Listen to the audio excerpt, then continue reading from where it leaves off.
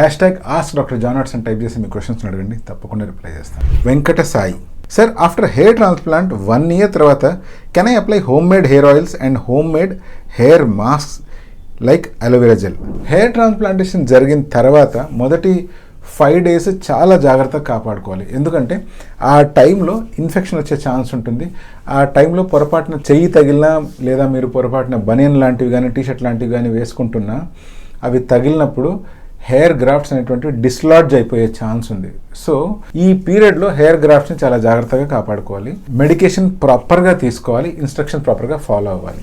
15-20 days దాటిన తర్వాత ఇవన్నీ రాలిపోవడం మొదలు పెడతాయి కాబట్టి దాని తర్వాత కొంచెం తక్కువ జాగ్రత్తలు తీసుకున్నా కూడా కొత్తగా గ్రో అయ్యే హెయిర్ ఆటోమేటిక్గా గ్రో అవుతాయి. బట్ ఏది ఏమైనా కూడా అట్లీస్ట్ 3 to 4 months వరకు ఆయిల్స్ అప్లై చేయకపోవడమే మంచిది. ఈ పీరియడ్ దాటిన తర్వాత మళ్ళీ మీరు కావాలనుకుంటే పల్చటి ఆయిల్స్ అప్లై చేయొచ్చు.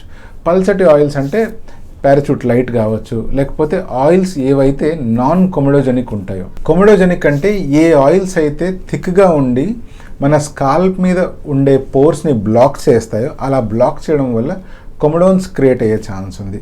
లేదా అలా బ్లాక్ చేయడం వల్ల సెబేషియస్ గ్లాండ్స్ నుంచి వచ్చే సీబమ్ అనేటువంటిది బయటికి రాదు. ఆ ఆయిల్ పదార్థం బయటికి రాకపోవడం వల్ల అది లోపలే ఉండిపోయి ఆ ఏరియాలో చిన్న ప్యాపులర్ ప్రొజెక్షన్ తయారవుతుంది. ఇటువంటి బ్లాక్ అవడం వల్ల అక్కడ కనుక ఇన్ఫెక్షన్ చేరినట్టయితే అది పస్టులుగా మారే ఛాన్స్ ఉంది.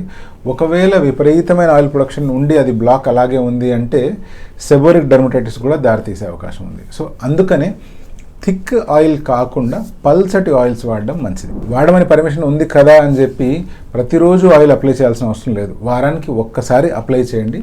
ఆ రోజు మళ్ళీ మినాక్సిల్ అప్లై చేయొద్దు. రాత్రంతా ఉంచండి.